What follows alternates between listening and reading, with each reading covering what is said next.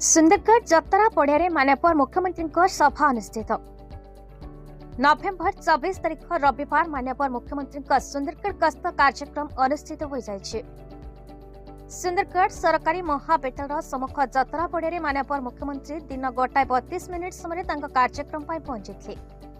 कार्यक्रम में से निर्धारित समय प्राय 1.5 घंटार अधिक समय विलंब पहुंची थे। आसिले विलंब गाइले प्रतिश्रुतिर गाथा सुभद्रा योजना। तेबे आज से सुंदरगढ़ सरकार जगांतकारी पदक्षेप मां मानक सशक्ति करने नहीं आरंभ करिथिबा सुभद्रा योजनार प्रथम किस्तिर तृतीय पर्याय टंका प्रदान करिसेंति। एही परिप्रेक्षी में सुंदरगढ़ जिलार 90,000 महिला बा मां माने एही सुभद्रा टंका आज पाइबे।